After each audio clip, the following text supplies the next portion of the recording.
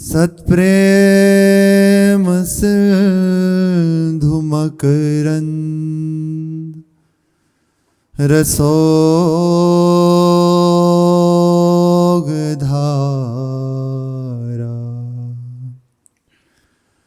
सारा नजश्रमभितः स्रवदाश्रितेषु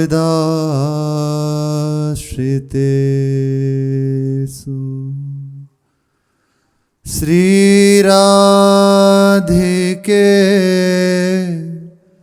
तव कदा चरणारविंदम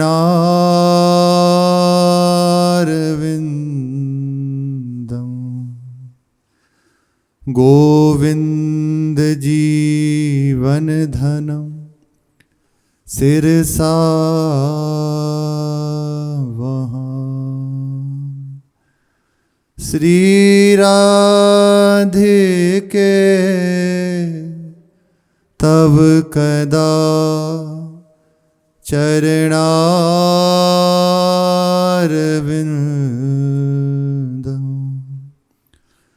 गोविंद जीवन धनम सिरसा वहाँ। राधा राधा राधा राधा राधा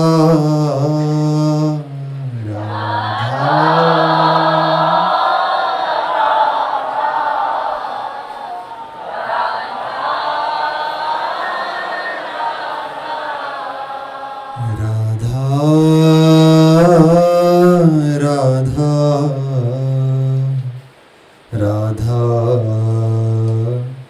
राधा राधा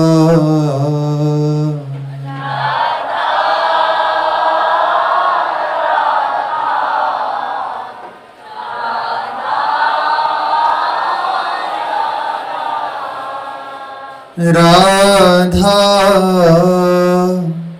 राधा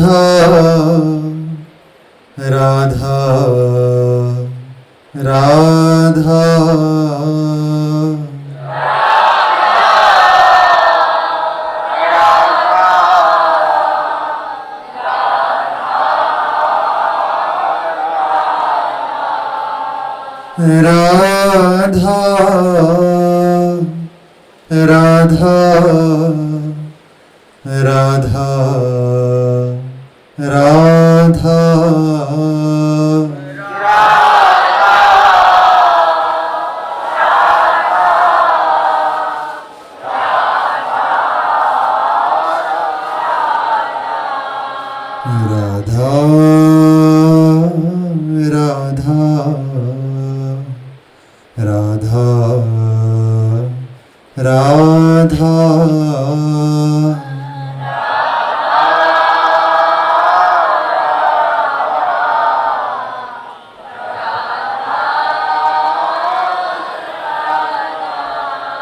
श्री राधा वल्लभ लाल की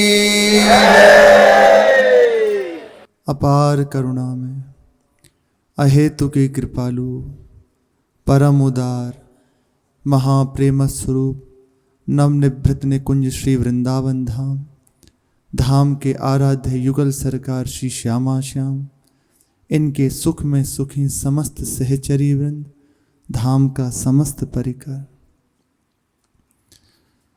संसार में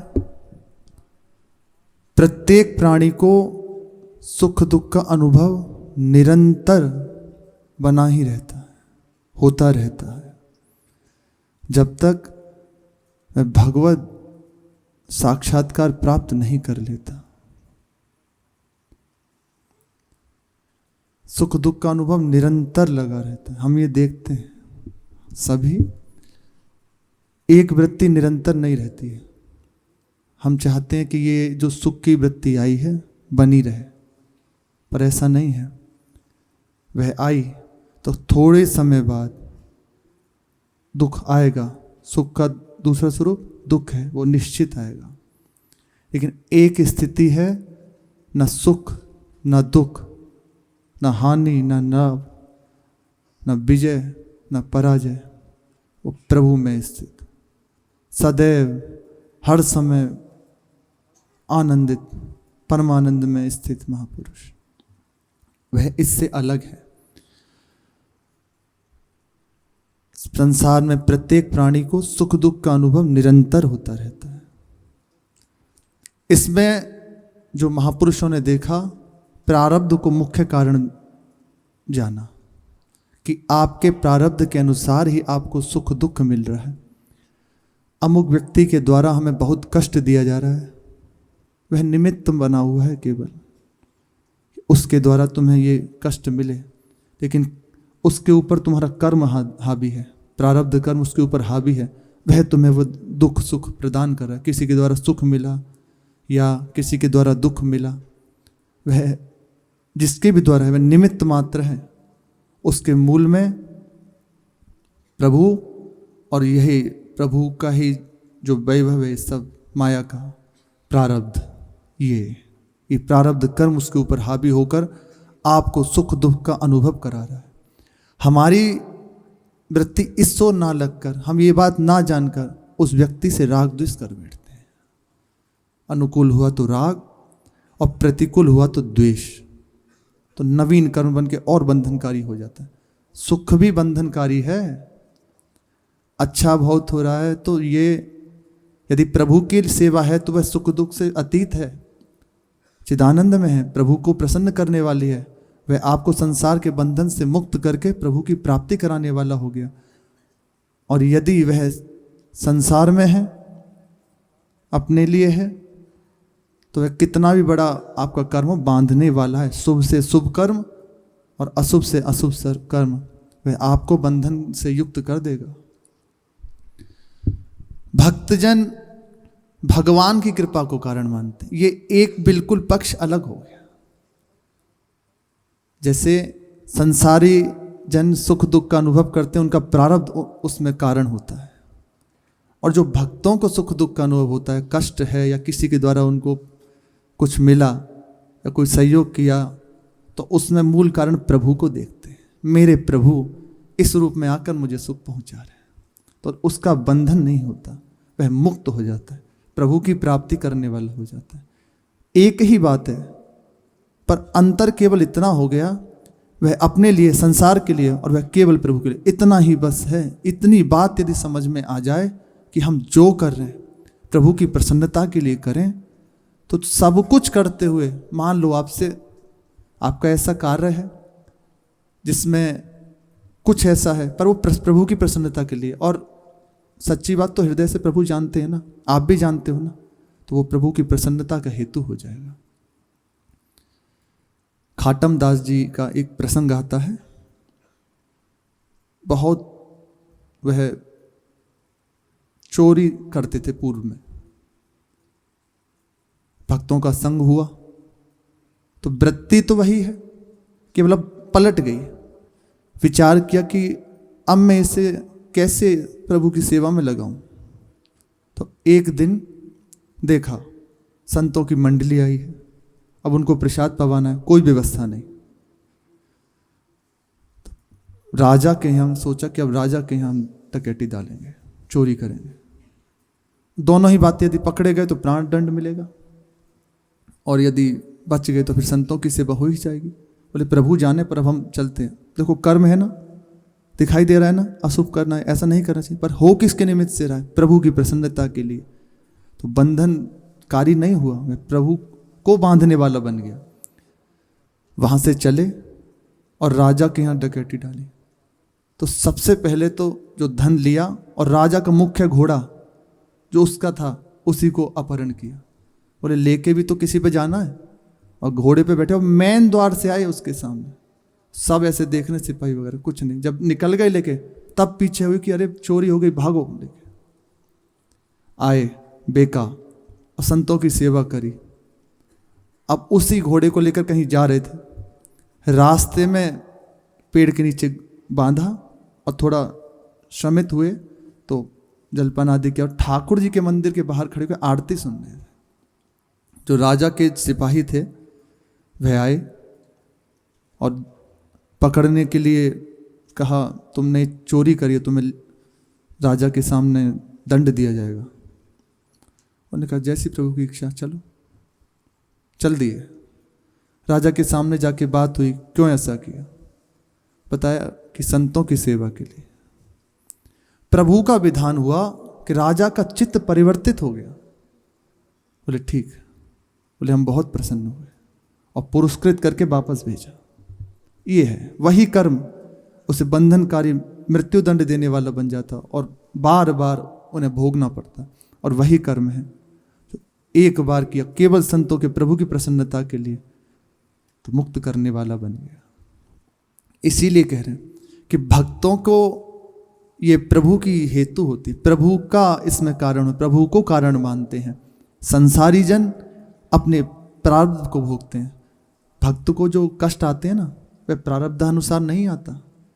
शरीर में पीड़ा है, रोग है, कोई अपमान कर रहा है, ये उसका प्रारब्ध नहीं है। क्योंकि शरणागत होते ही शुभ अशुभ सारे विध्वंस हो जाते हैं।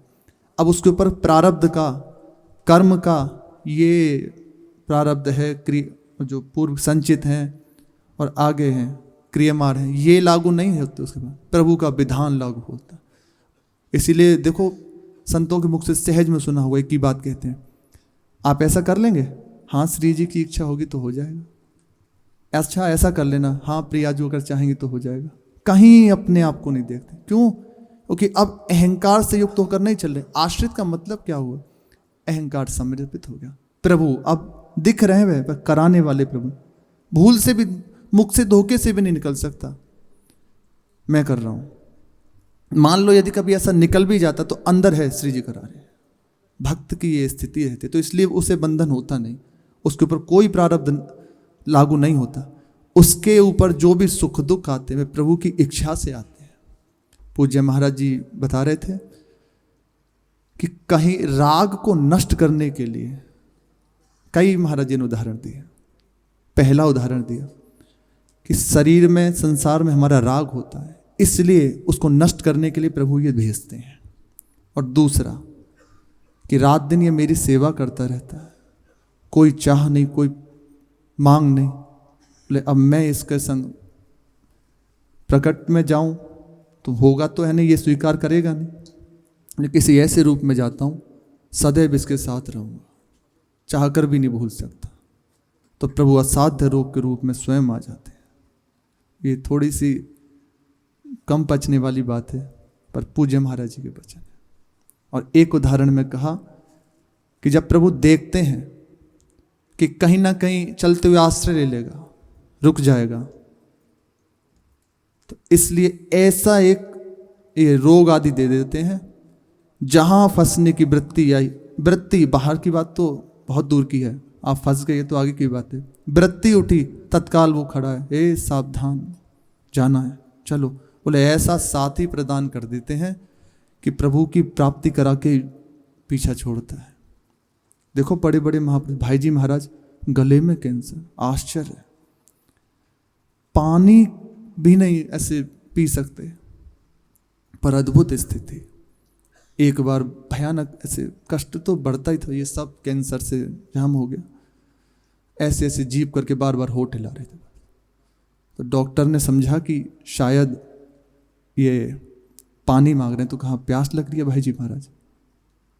तो बहुत हौले से उसको बुलाया कि प्यास नहीं लग रही, मैं नाम रटन कर रहा हूँ। ये है महापुरुषों की स्थिति। प्रातकाल कह रहे थे ना महाराज जी, बाहरी रोग ठीक हो जाए, कष्ट ना हो, ये भजन का फल नहीं। भजन का फल है रात दिन और हमारी गाढ़ रति होती चली जाए श्यामा श्याम के चरणों। शरीर में कुछ भी हो, बाहर से कितनी प्रतिकूलता मिले, पर हमारा चित्त निरंतर उनके चरणों में चिपका रहे। इससे उन्हें प्रसन्न करके कि इसका फल हो कि आप हमारा रोग ठीक कर दो। ठीक हो भी जाएगा तो कितने दिन, आप विचार कर, कितने दिन। आज तक कोई रह पाया क्या? बड़े से बड़े महापुरुष हो गए, वो रहे ना, पर हैं तो नहीं ना। सब अंतर्ध्यान होते चले गए। क्यों? क्योंकि ये नित्य नहीं है, ये संसार नित्य नहीं है। यहाँ कुछ शाश्वत नहीं है। बड़े बड़े ऐसे दैत्यों के लिए आता है कि ऐसी तपस्या कि अजर अमर हो जाए, कोई मार नहीं सकता, पर दूर धूसरित हो गए, नामो निशान नहीं रहा।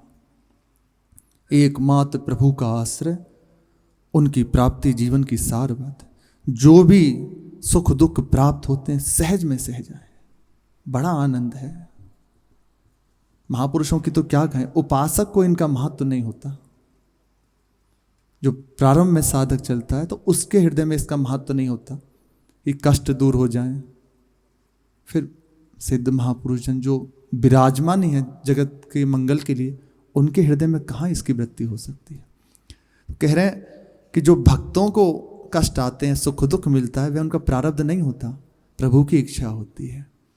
इसलिए जहां भी हैं प्रभु के चरणों का आश्रय ले लो। संसार का कष्ट बिना प्रयास के नष्ट हो जाएगा, सारे दुख सुख नष्ट हो जाएंगे। प्रभु स्वयं है जन्म निरंजन, भजे ब्रजेक मंडनम। प्रभु के लिए है, बहुत अद्भुत पंक्ति है, यदि अंदर आ जाए ना, बहुत अद्भुत पंक्ति। भजे ब्रजेक मंडनम होता है ना श्री ठाकुर जी का स्तवन, समस्त पाप खंडनम। जिसने भी भजन किया, ये तो निरंतर भजन करने वाले, सहज में आश्रित हो गया, सारे पाप नष्ट हो गए। स्वभक्त चित्त रंजन, अपने भक्त के चित्त का रंजन करने वाले, उसको आनंद प्रदान करने वाले हैं प्रभु। भक्त का रंजन बाहरी विषयों से नहीं होता, वस्तु से, किसी के द्वारा नहीं होता। अमुक व्यक्ति आ जाए तो मेरा आनंद है, नहीं, हर समय श्यामा श्याम ऐसे हृदय कुंज में झलकते रहते। देखो ना, आंखें बैठे एक बिना प्रयास हंस रहे हैं, क्या है? स्वभक्त चित्त रंजनम, उसके हृदय को आनंदित प्रभु कर रहे हैं। सदैव नंद नंदन, निरंतर सदैव। अद्भुत, ये उन महापुरुषों की स्थिति है जो देख रहे, अनुभव कर रहे। सदैव नंद नंदन, ऐसे एकमात्र प्रभु के आश्रय, उन्हीं की शरणागति। बहुत कृपालु प्रभु है, जितना कहें उतना आज तक कोई पार नहीं पाया। अनंत दया के समुद्र है। एक बार जो भी आश्रित हो गया, ये सब बाहरी बातें हैं, इसका कोई महत्व नहीं होता। एक बार जिसने आश्रय ले लिया, कभी उसको नहीं छोड़ा।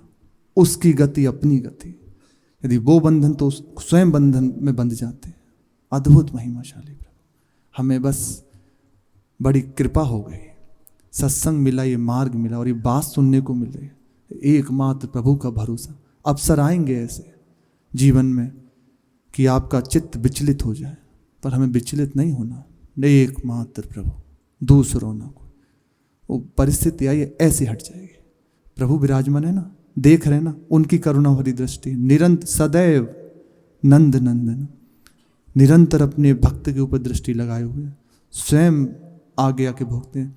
जब जब भक्तन पर कछु परत है संकट आने, तहां तहां आपुन बीच है।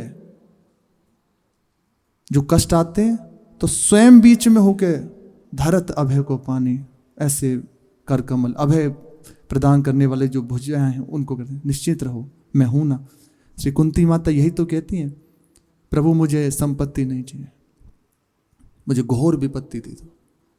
प्रभु ने कहा कि बुआ लगती है ना, कि ऐसा तो नहीं हो गया विपत्ति भोगते भोगते इस संपत्ति कहना चाह रही हो, विपत्ति निकल गई मुख से, आप विचार कर लो। बोले नहीं, मुझे संपत्ति नहीं चाहिए, मुझे घोर विपत्ति चाहिए। क्योंकि जब जब देखा है कि विपत्तियां आई हैं तो आपको मुस्कुराते हुए ऐसे हाथ उठा देखा है, तुम चिंता मत करो मैं हूं। ये देखा है हमने आपका बल। और आज संपत्ति आई, एक छत्र सम्राट जब बने युधिष्ठिर जी, तो आप जा रहे हो पीठ देखे, हमें नहीं चाहिए, ये सब हटा दो, विपत्ति दे दो जिसमें आपको देखूं मैं सामने से। ये है बात, भक्तों को प्रभु आनंद। और जो प्रभु का हो गया, सतरति सतरति सा लोकांश तारयति, जो मिल गया, जो आश्रित हो गया, तारने वाला हो गया। प्रसंग में चल रहा है श्री मीरा जी के भोजराज जी और रतन सिंह जी परस्पर वार्ता कर रहे हैं। श्री रतन सिंह जी ने पूछा कि आपने उस दिन झूले पर आभरा फूल ये क्यों कहा? उन्होंने कहा कि तुम्हारी भाभी क्या कुरूप है, वह तुम्हें सुंदर नहीं दिखती? कि नहीं, आप हमें टालिए मत। भले मैं शस्त्राभ्यास आदि में पीछे रहा हूँ, लेकिन साहित्य में, कला में मेरी रुचि बहुत अधिक है। इसलिए उस समय इतने लोगों के बीच में मेरे हृदय में बात ये खटकी है, और किसी ने तो नहीं पूछा ना। तो पूछा भोजराज जी ने, इसका मतलब क्या है? कि बहुत सुंदर पर प्राप्त ना हो सके, जो जिसको प्राप्त ना किया जा सके। बोले यही तुम्हारे प्रश्न का उत्तर है। अब तो रतन सिंह जी एकदम कि ऐसा कैसे? फिर बताया कि पूर्व बचपन में किसी बींद को देखकर, बारात में आई थी, तो उसको देखकर उन्होंने पूछा कि मेरा पति कौन है। तो उनको बहलाने के लिए उनकी माता जी ने कह दिया कि तेरे पति गिरधर गोपाल है, इन्हीं की तू सेवा क्या कर, यही तेरे पति। तब से वह बात हृदय में बैठ गई और उनको पति मान लिया। उनकी इतनी प्रबलता हुई कि प्रभु को आना पड़ा, विवश होकर आना पड़ा। अक्षय तृतीया के दिन रात में उनका विवाह हुआ। तो रतन सिंह जी ने कहा कि ये बिना सर पैर की बात का आपको विश्वास कैसे हो गया? ये सब बातों का सहज में विश्वास थोड़ी होता है, इसलिए बहुत गुप्त रखते हैं महापुरुष जन। कभी नहीं बताते कि हमें ये अनुभव हो रहा, कभी नहीं। संकेत कर देंगे कि ऐसा उन संत के संग होता, कभी अपना अनुभव नहीं हुआ। जो बहुत निजी है, जो जानता है, पूर्ण विश्वास कर लिया उनके चरणों में, उसके सामने अपने हृदय की बात को रखते हैं। अन्यथा जो लोग समझते नहीं है, वो हानि करने वाले होते हैं, अपनी भी हानि करते हैं और स्वयं की भी हानि है। महापुरुष जन अपने हृदय का अनुभव इसलिए रखते हैं कि हमारा अंदर वो विश्वास आ सके, हमें भी वो बात जैसे बताएं महाराज जी अपने अनुभव। तो केवल इसलिए कि हमारे चित्त में उसका प्रभाव पड़े, ऐसा होता है। प्रायः क्या होता है, जब हम सुनते हैं कि प्रभु मिलते हैं, ऐसा होता है, तो एक प्रश्न उठता है कि आपको मिले? आप चर्चा कर रहे हो, आप वार्ता कर रहे हो, तो आपको अनुभव हुआ? आपने वे देखा है? अगर वे कहे कि देखा है, तो कहेगा देखो कितनी डींग हाँक रहे। अगर वे कहे नहीं देखे, तो कर क्यों रहे, बंद करो। दोनों तरफ से हमें ऐसा नहीं कि आप बता दो, तो इसलिए बहुत संकेत में कहा जाता है, देखते हो कि हाँ अब ये पात्र है। अगर ये बात कहेंगे कि हमें अमुक समय ऐसा हुआ, तो इसका हृदय विश्वस्त हो जाए कि हाँ प्रभु मिलते हैं। ये पता है किन उपासकों के सामने कही जाती? जिनका हृदय विकलता से युक्त हो गया, मुझे प्रभु चाहिए, कोई उपाय नहीं, उनको दिखाने, निश्चित मानो होता है। मैं मिलते हैं, हम अपने हृदय का उदाहरण देते हैं, आते हैं ये महाप्रभु, तो उसके हृदय में आता है कि हाँ मुझे भी मिलेंगे, आएंगे, ये उनके लिए। और जिसके हृदय में ये बात, तो वो तर्क कर देता है कि क्या ये प्रचार नहीं है? किसी ने कहा कि अमुक जगह ये दर्शन हुआ, अमुक जगह ऐसा हुआ, क्या ये प्रचार नहीं है अपना? तो मूर्खता की हद है। थोड़ा विचार करो, आपको एक दो कुछ प्राप्त हो जाए तो आप सबको दिखाते फिरते हो, ये आपकी स्थिति है। वह दिखा नहीं रहे, वह बता रहे कि तुम विश्वास करो कि ऐसा होता है वर्तमान में, ऐसा पुराणों में लिखा हुआ नहीं, शास्त्रों में लिखा हुआ नहीं, ऐसा है जीवन। ये विश्वास करो, बढ़ जाओ आगे। इसलिए ना कि उनका कोई प्रचार प्रसार करना, आपसे कुछ प्राप्त करना, उनके लिए सब कोई महत्व नहीं संसार का। तभी तो वो उस तत्व को प्राप्त हुए, वस्तु को प्राप्त हुए। यदि वापस वही करें तो केवल आपको उठाने के लिए तुम विश्वास करो और आगे बढ़ जाओ। जैसे कहते हैं अमुक जगह ऐसा हुआ, तो आया ना कि निश्चित मैं भी प्राप्त कर सकता हूँ, यद्यपि सब तरह से ही, पर मुझे मिलेंगे। तो हटने लगा, जहाँ संसार की थोड़ी थोड़ी सी मान सम्मान में, सुख दुख की वृत्ति में हम भटक जाते थे।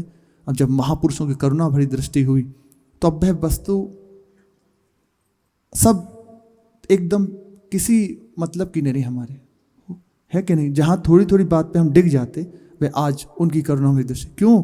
वह उनके हृदय के अनुभव घसीट रहे हैं। छोड़ो, कहाँ फंसे हो, थोड़े थोड़े सी सुख की वृत्ति में तुम अपने आप को नष्ट कर रहे हो। उठो उस परम सुख के लिए जहां कभी भी ऐसा नहीं कि कम हो, निरंतर वर्धित आनंद है। नहीं, ऐसे सिर बिना सिर की पैर की बात पे आप विश्वास कैसे आ गया? भोजराज जी ने कहा, तुम्हें याद है यहां से पलरा गया था? बोले हाँ। बोले जैसा का तैसा रखा है, और द्वारिका से आया हुआ उस दिन पलरा था, वही वस्त्र धारण किए। बोले ये सब मैंने नेत्रों से देखा है।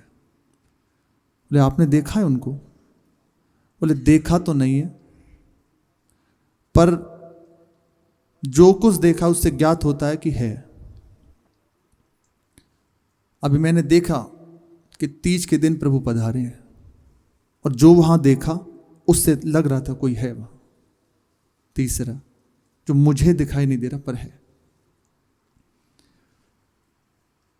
तो फिर रतन सिंह जी ने बात बदलते हुए, तो भाई तो बाप जी कौन सी बात कठिन पड़ गई?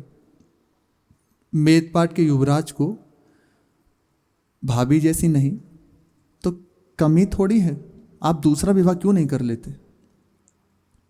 भोजराज जी चुप हो गए, इसका कोई उत्तर नहीं दिया। फिर से रतन सिंह जी ने कहा कि मैं पूछ रहा हूं, आप कृपा करें बाप जी, हुकुम कुछ तो कहिए। मैंने कुछ निवेदन किया और वो चुप।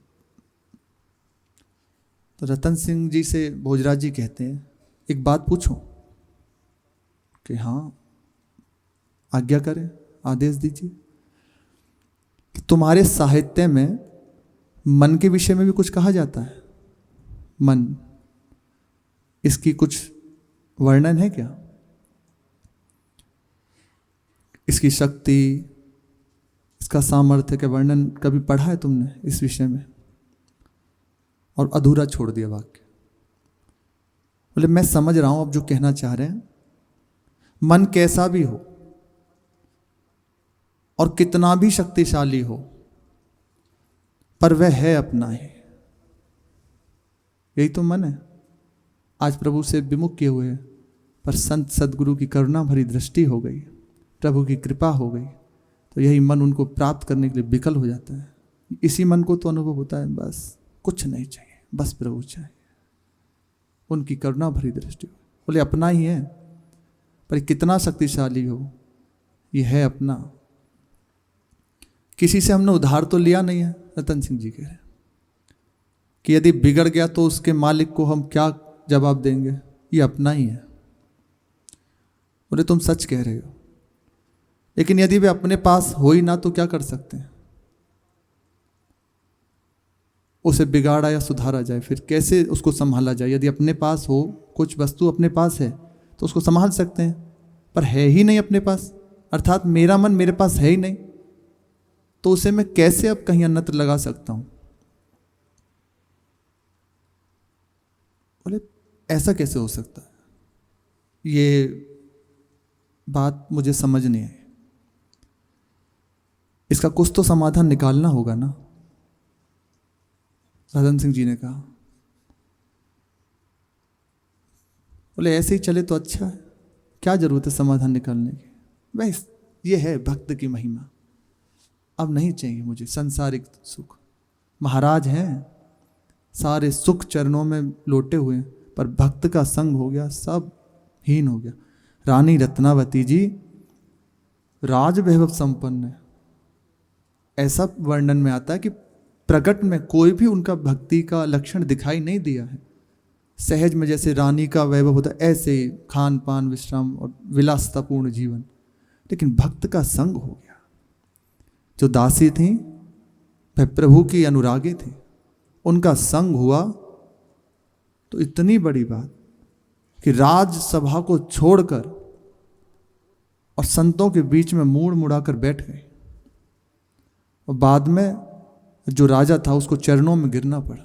भक्ति का प्रताप तो है ना, कुछ वस्तु कुछ तो है। ये सब कुछ होने पर सब छोड़ दिया, ऐसा क्या? यही बात उपासक का हृदय करता है कि मैं जहां सुख बुद्धि कर रहा हूं, अमुक कर लूं तो सुख मिल जाएगा, अमुक क्रिया से सुख मिल जाएगा, अमुक व्यक्ति मिल जाए सुख मिल जाएगा। यदि सुख होता तो ये बड़े बड़े राजा महाराजा हो गए, इन्होंने क्यों छोड़ दिया? देखो उन्हें किसी बात की अकल, धन तो वो दूसरों को बांट रहे हैं, उनका वैभव अद्भुत, उनके पास भोग सामग्री, स्त्री, किसी चीज की कमी नहीं, पर फिर भी जहां कृपा भरी दृष्टि हुई प्रभु की, सब तुच्छ हो गया, सबको त्याग कर बैरागी हो गए। श्री नागरीदास जी राजा ही तो हैं और आ गए, श्री रघुनाथ दास जी राजा ही तो हैं और आ गए, सब छोड़ छाड़ के एक लंगोटी लगा के रह रहे, रात दिन राधा कृष्ण निरंतर उनकी सेवा में तले। ये है महासुख, इसकी प्राप्ति के लिए जीवन मिला है। बोले क्या करोगे जानकर? ऐसे ही चलने दो। बोले फिर भी मैं जानना चाहता हूं आखिर कौन है वह महाभाग? सरकार के मन का जहां आश्रय हो गया, क्या करोगे जानकर? फिर से कह, आपके चरणों में उपस्थित करके अनुकूल करने की चेष्टा करूंगा, असंभव है, ऐसा नहीं हो सकता। तो रतन सिंह जी कहते हैं ये मैं नहीं मानता कि असंभव आपकी बात है, इसको मैं मन नहीं मानता। अब भोजराज जी आवेश में आ गए इसी बात से, बोले तुम क्या, इसे तो एकलिंग नाथ को भी मानना पड़ेगा, भगवान शिव को भी मानना पड़ेगा। और गंभीर हो गए इतना कहकर। रतन सिंह जी ने देखा कि दृष्टि बदल गई, तो बस इतना निकला बाप जी, और चुप हो गए और चरण पकड़ के वहीं बैठे थे चरणों में, बस ऐसे मुख करके रोने लगे। तो भोजराज जी ऐसे हाथ रखते हुए कहा कि भाई, मेदपाट के राजकुमार को तन मन की पीड़ा से कष्ट नहीं मिलता, वह इसकी पीड़ा से रोते नहीं है, इसलिए मन का होना ना होना उनके लिए कोई महत्व नहीं रखता। और ज़्यादा अच्छी बात यह है कि इनके अंदर मन होना ही नहीं चाहिए, क्योंकि मन रहेगा तो कहीं ना कहीं फंसा देगा। हमें केवल बुद्धि की आवश्यकता है जो धर्म पूर्वक चले और जिससे कर्तव्य का पालन होता रहे, समाज की सेवा होता रहे।